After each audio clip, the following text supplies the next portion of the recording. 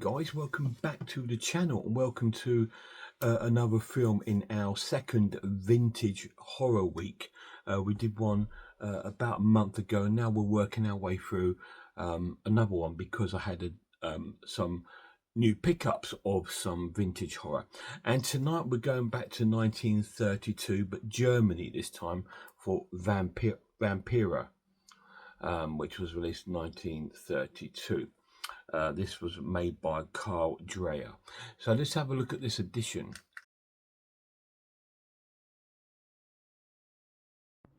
So here is the physical release of Vampyr on Eureka Masters of Cinema Blu-ray. It comes with a disc and a photograph of the film premiere in France in 1932. And on the back you have the synopsis and you have what is included on this disc. So that is the physical release of Vampyr.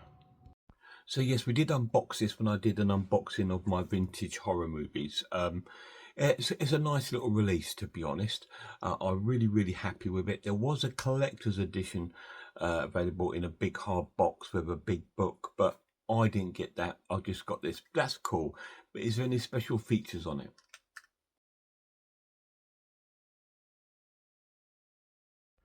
So here we are, guys. This is the main menu for Vampyr, The Strange Adventures of Alan Gray.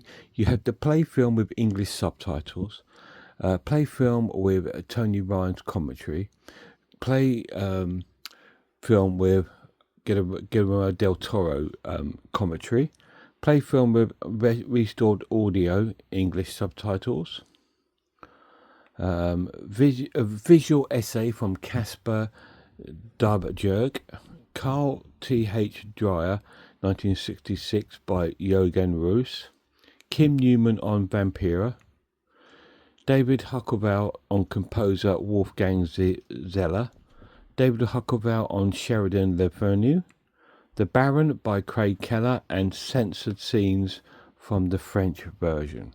And that, guys, is the special features on Vampyr. Wow, it's absolutely loaded with special features. It's got different sort of audio commentaries. It's got essays. It's got some wonderful things going on in there. So let's get to the story.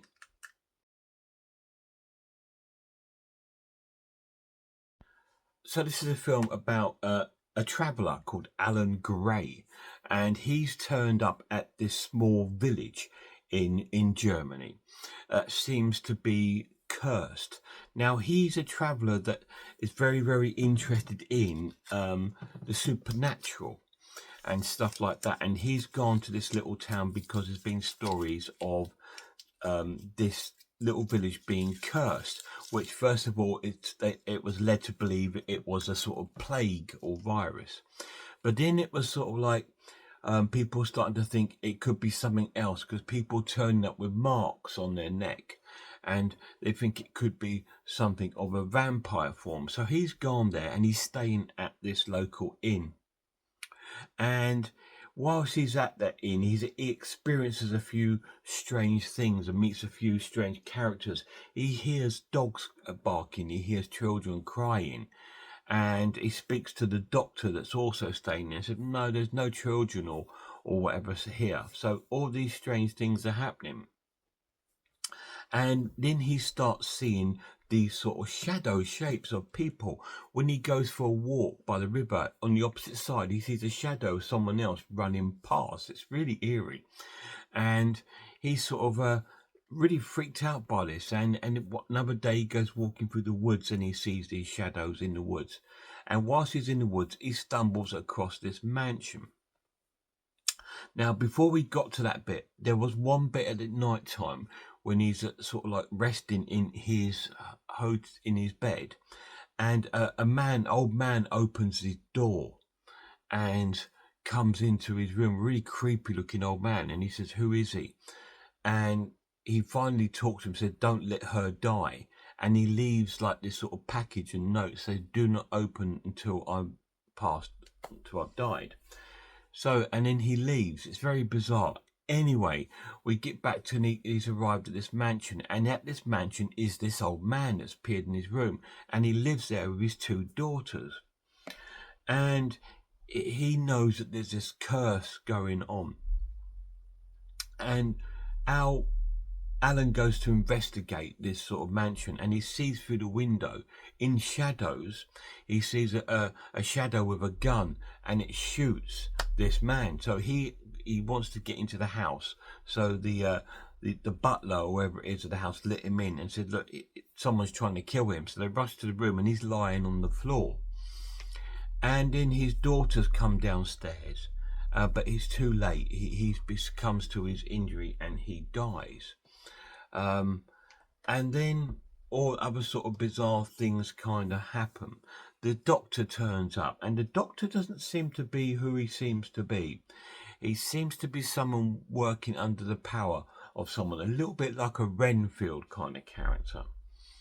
And one of the sisters one of the daughters goes out to the fields around the house, and they see her walking out there in her kind of nightgown.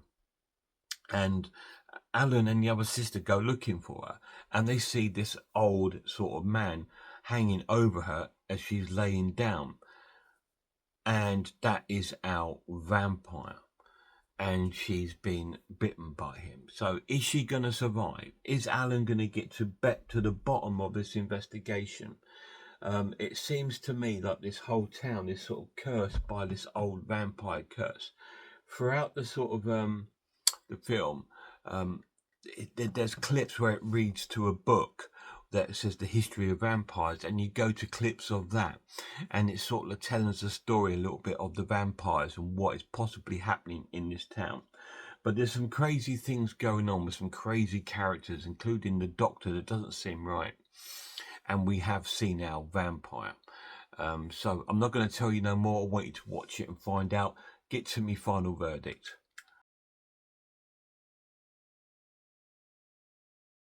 Now, this was amazing. It was an amazing film. I'm going to give it an 8 out of 10. It's really, really cool. It's definitely it's essential if you're a horror fan. If you're a vintage horror fan, it's essential.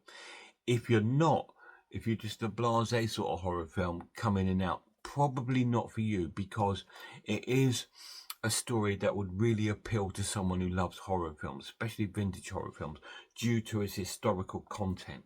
This film was lost and then discovered, and it's took them over 10 years to restore the film to some sort of watchable kind of degree, because a lot of the film, it is quite difficult to see it. It is very old, and a lot of the film seems broken.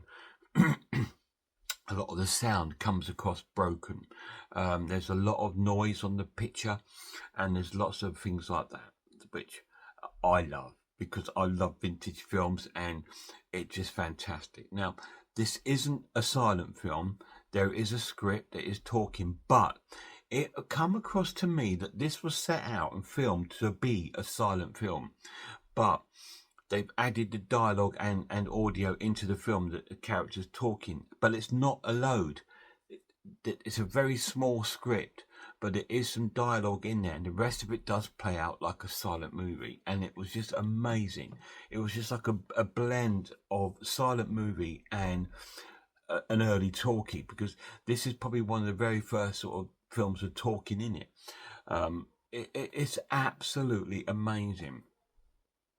It was such a good film. Yeah, the plot, the story is everywhere. And you think to yourself a lot of time, what the fuck's going on? You know, because some sort of people turn up and you think, who's that? What are they doing? But then the story does sort of unfold. Like I said, you've got Alan who's come to this small town. All these crazy things are happening, and the locals think it's a curse, but they know what it is. And he's there to investigate, and he discovers this family at this house, which seems to be victims to this vampire. And it seems to have like this, the local doctor seems to be in tune with the vampire. And it's absolutely wonderful.